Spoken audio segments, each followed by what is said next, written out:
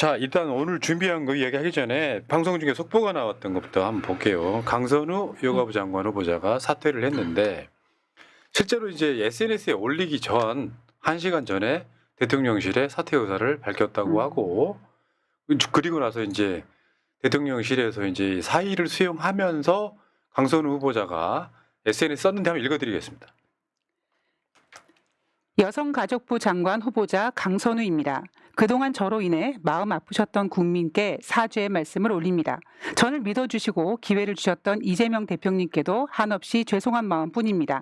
함께 비를 맞아주었던 사랑하는 우리 민주당에게도 제가 큰 부담을 지어드렸습니다. 지금 이 순간까지도 진심 한켠 내어 응원해주시고 아껴주시던 모든 분들의 마음 귀하게 간직하겠습니다. 많이 부족하지만 모든 것을 쏟아부어 잘해보고 싶었습니다. 그러나 여기까지였던 것 같습니다. 예. 네. 큰 채찍 감사히 받아들여 성찰하며 살아가겠습니다. 죄송했습니다. 올렸고요. 근데 저는 이 지점은 되게 머리가 좀 복잡해지기 시작해요. 왜냐하면 세상에는 최선이라는 건 없어요. 쉽게 표현해서 소위 우리 쪽 반대 세력들이 연합해가지고 강선우만큼은 낙마시켜 하면 그건 이제 소위 말하면 갑질 논란을 벗어나는 거예요. 정무적 판단했을 때 대통령 입장에서는 이런 생각을 했을 거라고 생각해요. 저 정도 갖고 갑질의 리스트가 막 한 200까지 나와버리고 감당 못하게 나오는 게 아니라 이걸 갑질로 볼 수 있나 하는 정도의 몇 가지를 갖고 또 갑질이야, 갑질 정부 계속 이미지화 하는데 사실 솔직히 말씀드리면 갑질이라고 하는 프레임 속에서 강선우 후보자가 있었잖아요. 그런데 우리 쪽 진영의 사람들이 일부 거기에 결합을 합니다. 다른 건 아니고 국민의힘과 달라야지 우리는 갑질하지 말아야지 하면 그 내부적인 어떤 목소리가 커지면 사실 견디기 힘들어요. 진영 자체의 규모가 지금 뭐 거의 한 막 5대 1 정도로 커져 있음에도 불구하고 저도 약간 여론조사 비슷하게 해보니까 우리 쪽 진영의 25% 정도는 강선우 후보자의 어떤 그 갑질이라고 생각하는 프레임에서 못 빠져나오는 분들이 꽤 있더라고요. 저는 그 상황이 있었던 것 같고 대통령 입장에서는 이런 측면이 있어요. 사실 솔직히 말씀드리면 강선우 후보자의 정책 능력을 보고 택한 거예요. 어느 정도 인사검증도 했겠죠. 생각지도 못한 갑질이라고 하는 게 딱 튀어나온 상황이었잖아요.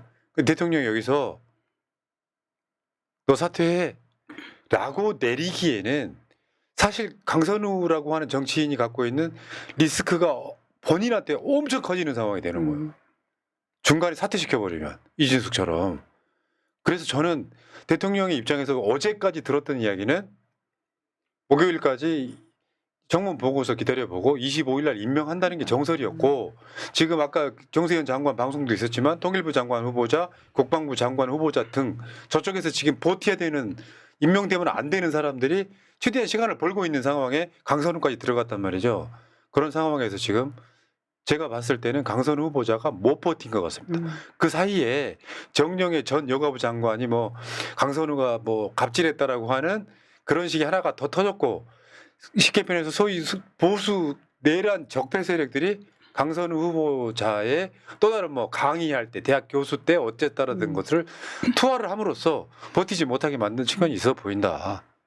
강선우 후보자가 잘못을 안 했다는 거는 아닙니다. 저도 국회 사무처 차원에서 당을 다 떠나서 처우 개선, 그다음에 계약서 쓸 때의 세부적인 목록들 작성을 조금 더 세심하게 배려한 후 이 사건이 불거졌으면 어땠을까라는 안타까운 마음이 들고요.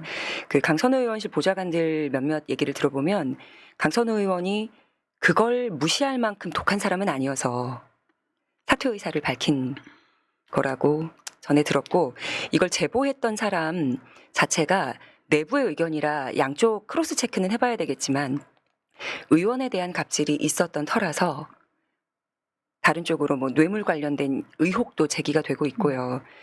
그래서 아마 여러 가지로 한쪽의 잘못만은 아닐 수 있다라는 생각을 해봤습니다. 네.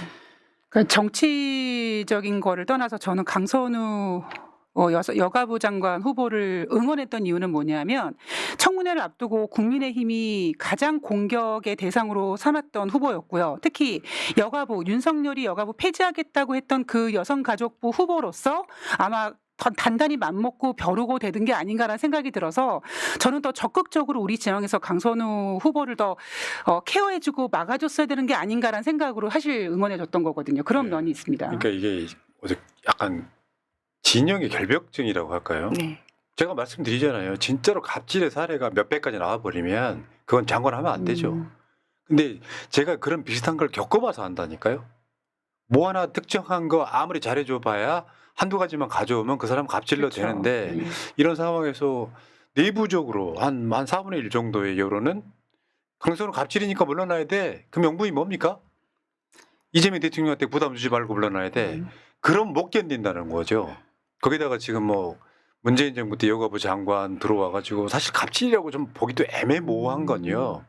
뭐 시키면 시키는 대로 하지 뭐 말이 많아 이런 그렇게 멘트를 했겠어요? 근데 그런 상황들을 만들어가지고 못 견디게 만드는 측면이 있고요. 그러나 제가 계속 드리는 말씀이 대통령을 중심으로 이런 거에 흔들리시면 안 돼요. 이런 문제가 생기면 누구 탓을 하고 하는 것들 있잖아요. 그런 것들을 없애시고 좋은 측면도 있죠.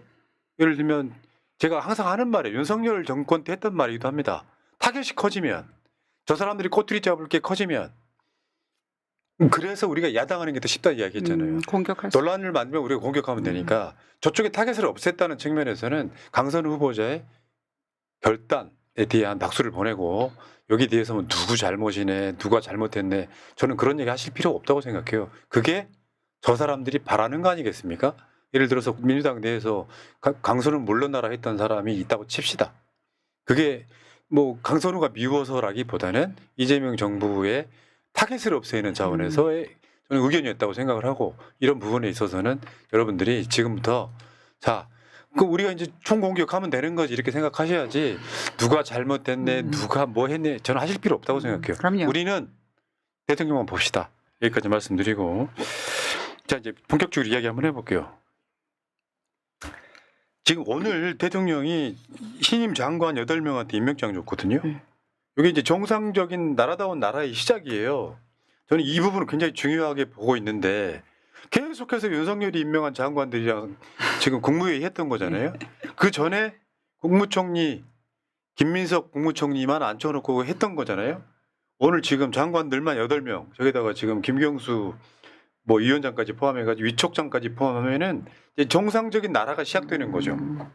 저 사진 굉장히 의미가 있고 사실상 지금이 출발이라고 보시면 될 것 그렇죠. 같습니다. 예. 든든합니다. 예. 자 그리고 지금 오늘 나온 보도가 좀 굉장히 기쁜 보도였어요. 소비자 심리지수가 110.8. 2021년 6월 달 이후에 최고치. 4년 만에 최고치. 저거 그래프 한번 보시면은 100이 넘어야 돼요. 100 밑에서는 난 돈 쓰기 싫어. 경제가 안 좋을 건데 내가 돈이라도 지금 아껴야지. 근데 계속해서 오르다가 지금 7월 달 소비자 심리지수 CCSI라고 그러는데 110을 넘어가는 그러니까 소비자 심리 지수가 100을 넘었다라는 의미가 얼마나 크냐 하면 그렇게 선진국이라고 하고 잘 나가는 미국조차도 지금 7월 달 미시간대 소비자 심리 지수가 61.8밖에 안 됩니다. 아까 푸나님께서 말씀하셨던 것처럼 소비자 심리 지수는 기준선이 100이거든요. 그런데 아까 그 차트 보시면은 5월 달에 100을 가볍게 그냥 갈랑갈랑하게 넘었었는데 이제 확실히 110을 넘으면서 저 소비자 심리 지수가 주는 의미가 한 번 저렇게 100 이상으로 안착을 하면 굉장히 오랫동안 작용을 하고 더 힘이 강해지는 경향이 맞아. 있어서 대한민국의 경제에 어떤 밝은 청신호가 들어온다라고 보시는 지표로 생각하시면 될 것 같아요. 이게 지금 그 추경 그 부분 작동을 했고요. 네. 소비 쿠폰 작동을 했고 수출도 좋아지고 있거든요. 주식 시장도 좋아지고 있죠. 그렇지. 네. 그러니까 경제가 좋아질 거라고 하면 사람 심리적으로 돈을 더 쓰고 싶은 거지. 그 실제로 내수가 살아나고 있다 이런 거고요. 또 있어. 그 6억 제한 6월 27일 날 한 대책. 네. 그러면서 주택 가격 전망도 11% 포인트 떨어졌습니다. 그러니까 앞으로 주택 가격은 떨어질 거라고 생각하는 사람은요. 그러니까 지금 이제 고급 아파트뿐만 아니라 중위 가격 아파트들도 떨어지고 있다 이런 거니까 이제 정상화되고 있는 거고 이재명 정부의 실제로 저는 실력을 보여주고 있는 거다 이렇게 봅니다. 그런 거고요. 관련해서 지금 어저께까지 와 소비 쿠폰이 지금 오늘 주민등록번호 그러니까 생년 오늘이 지금 3자 그리고 8자로 시작되는 분들이 신청하셨죠 다들. 소비 쿠폰 이틀 만에 1,428만 명 신청. 우리나라 인구가 5,200만인데요. 가구 수로 따지면은 보통 한 뭐 1인 가구, 2인 가구, 3인 가구, 4인 가구 있을 거 아니에요. 저렇게 되면은 실제로 우리나라 인구 관련돼 있는 6월 달 이후에 태어나신 어린이들까지 주는 거니까 실제로 보면 얼마가 신청해서 한 30% 정도는 신청한 게 아닐까. 네. 그러니까 거의 대부분 자기 태어난 연도에 맞춰서 신청할 수 있는 분들은 가급적이면 적극적으로 신청해서 받고 있다라는 거죠. 이게 얼마나 홍보 효과도 좋고 아이들한테도 효능감을 주는지 엄마 우리 학교에서 이거 교육받았어. 나는 지금 미성년자라서 세대주가 신청을 해야 되는데 우리 집은 아이가 둘이니까 엄마 신청할 때 같이 신청하는 거래. 그래서 이런 교육들이 학교 초등학교에서도 이루어지고 있고 그리고 이번 정부 장난 없다. 어제 신청한 분들이 어제 바로 들어왔다는 걸 인증샷을 단체방에다 올려주는 거예요. 그래서 이걸로 나 거기 좀 장사 안 되는 우리 지인 집, 어디 집 다 갈 계획을 짜니까 지역 경제도 그렇고 심리도 위축됐던 게 확 풀려서 좋다. 그러니까요. 예. 예. 받으셨어요? 두 분은? 저는 내일입니다. 네. 저는 90년생이어서 에이 사기. 자, 난 대통령의 말이 너무 감동했던 게 이거예요. 비싼 과일 한번 사 먹어봐야지. 아이들한테 고기 한번 먹여봐야지. 이렇게 어렵게 사는 사람들이 참으로 많다는 생각을 우리가 해야 된다. 옛날에 기억하세요? 안철수가 했던 말? 네, 2022년 4월 달에 안철수 그 당시 대통령직 인수위원장이었죠. 그때 소상공인 지원금 차등 지급 방침에 따라서 여유 있는 소상공인은 지원금으로 소고기 사 먹는다라고 했다가 쥐새끼. 국민들한테 쌍욕을 먹었죠. 대부분 국민들의 의견이 이거였습니다. 소고기 사 먹어 죄송합니다라는 비판을 받았습니다. 그 당시. 네, 네. 그러니까 지금 물가가 이제 워낙 폭염이나 장마 때문에 생산자 물가라고 하거든요. 채소 같은 거 오르고 있으니까 이걸로 이제 고기 사러 가야지, 채소 사러 가야지 이렇게 되는 거고요.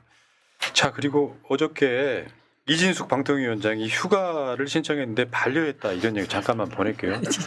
이게 뭐냐면 이제 국무위원들, 그러니까 국무위원급들, 그러니까 이게 고위공무원 같은 경우는 휴가를 갈 때 대통령이 허락을 해줘야 돼요. 그러니까 대통령실에 신청을 했나 봐. 그러니까 대통령까지 안 올라가고 강훈식 실장 입장에서 안 돼. 지금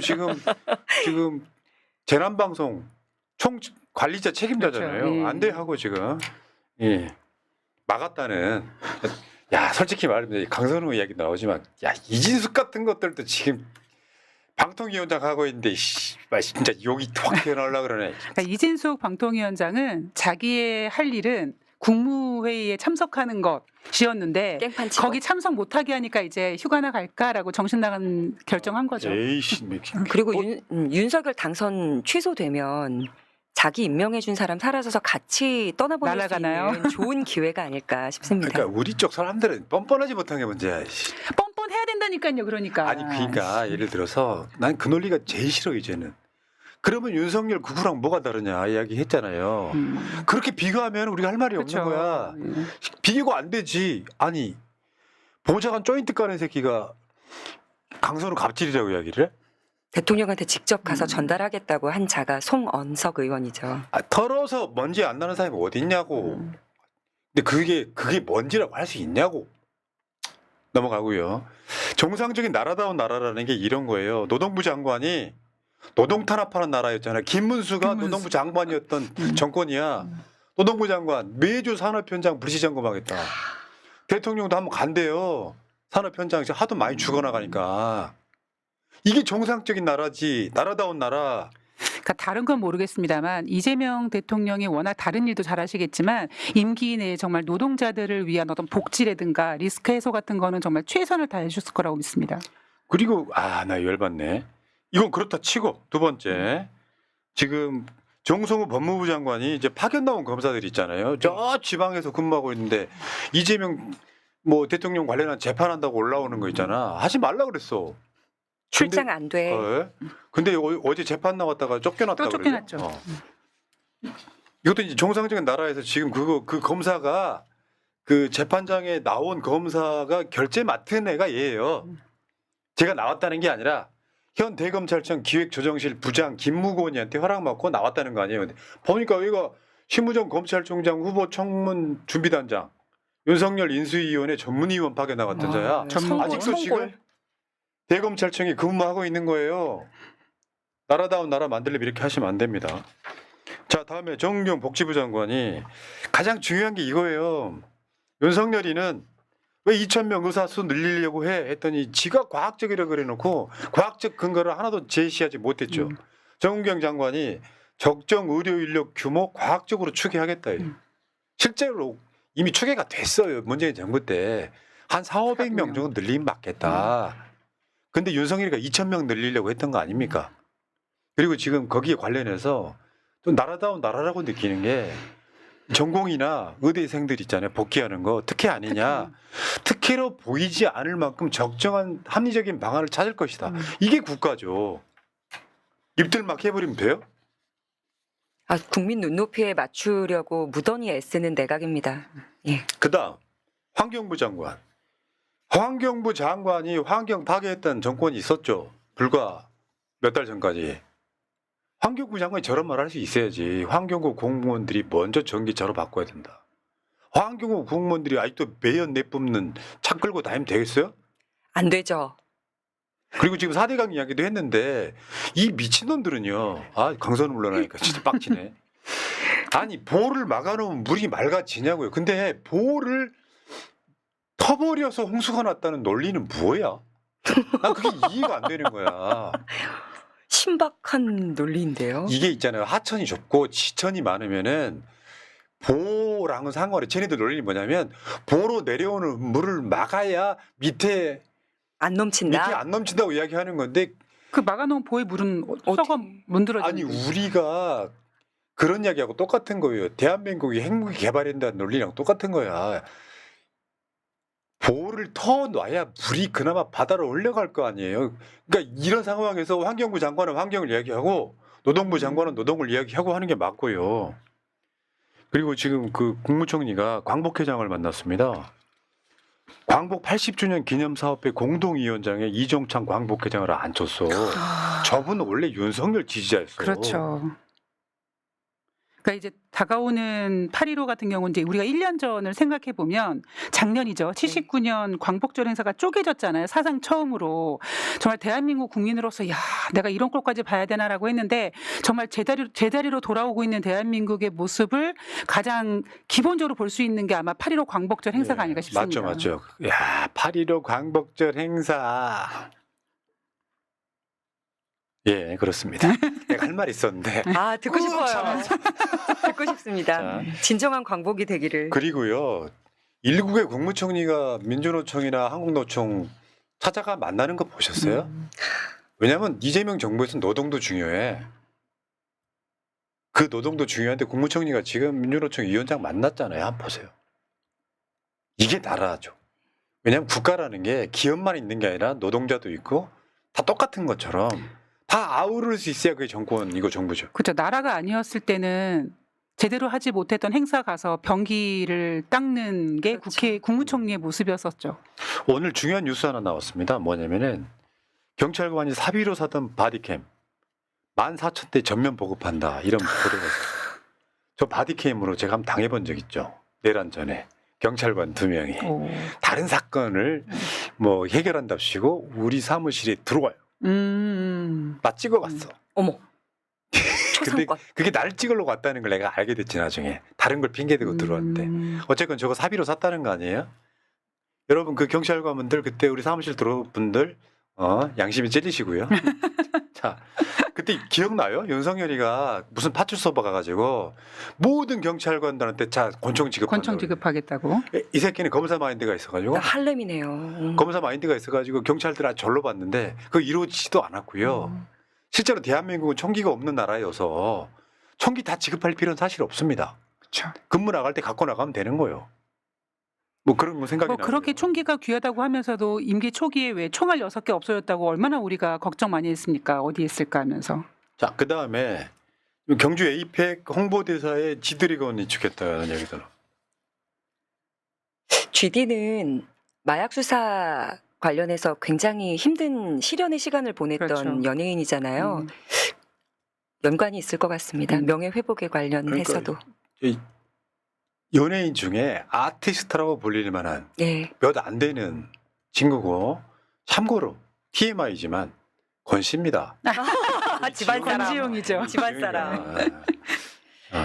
파도 같아요. 네, 감사합니다. 자, 축하드립니다. 외모도 닮으신 것 같아요. 그러니까요. 오늘 논란만 없었다면, 강선우 후보자 사퇴 이야기만 없었다면 굉장히 자부심 뿜뿜할 만한 오늘 임명장 수여하면서 이제 장관들 몇 명 안 남았어요. 물론 이제 교육부 장관과 여가부 장관은 지금 임명을 또 다시 지명을 해야 되겠지만 대부분은 이번 주 금요일이면 임명할 거고, 지금 아직 청문회 안 한 2명의 장관 더 있으면 4사람만 더 임명하면은 내각이 꽉 채워지는 거고 국가가 이제 정상 작동하고 있다, 이렇게 말씀드리겠습니다. 자, 김재현님, 대통령 디지털 굿즈 나왔네요 하셨고요. 그래요? 네. 자, 최지성님, 이게 지금 아이디만 쓰여 있어갖고 다 못 알아 또 이해하시기 바랍니다. 오늘따라 힘이 너무 빠지네요. 이 정도로 넘어져서는 안 되는 것인데 지금 머릿속이 어지럽네요 하셨고요. 자, 김영구님, 국힘 니네들은 얼마나 따뜻해서 갑질 같지도 않은 걸 갑질이라고 하냐, 이런 사람 같지도 않은 것들을. 그리고 강선우 힘내라, 재명이성 잘한다 연구 집권 좀 해줘요, 재명이성 하셨습니다. 저는 이런 생각이 들어요. 프레임에 빠지는 건 굉장히 빠져나오기 힘들다. 근데 세력과 세력 사이에 프레임이 안 빠질 정도로 우리의 지금 힘이 셀 때예요. 그렇죠. 그럴 때는 야, 이 정도로 갑질이라고 할 수 있어? 라고 진영에서 버텨줬어야 되는데 전통적인 분들이 있어. 다른 건 몰라도 갑질하는 사람은 안 되지. 이런 사람들이 일부 한 3분의 1 정도 있어버리면 이 싸움 못 이긴다고. 그러다 보니까 국민의힘에서 맨 처음에 강선우 후보의 청문회 때 가장 들이댄 그 네이밍이 그거였잖아요. 갑질 왕이었잖아요. 그러니까 자세한 내용을 모르고 일반 분들이 갑질하니까 벌써 고개를 설레설레 지으더라고요. 네. 거기다가 진보 언론까지 합세해가지고 야, 우리는 달라야지 하는데 그걸 결벽증이라고 하는 거예요. 대한민국 사회에서 누구라도 그 사람 딱 특정해가지고 단점 찾아내면 다 똑같습니다. 솔직히 말씀드리면. 자, 그 다음에 최지성님, 이번 일로 비판할 일은 비판하되 민주당끼리 너무 싸우지 않았으면 좋겠네요. 대통령님 힘내십시오 하셨고요. 김재현님, 여권 순위 2위로 상승했습니다. 대한민국 여권이 좀 세죠? 그러니까 세계 웬만한 나라는 쉽게 갈 수 있는. 자, 이것도 자부심이고요. 자, 여기까지 하겠습니다.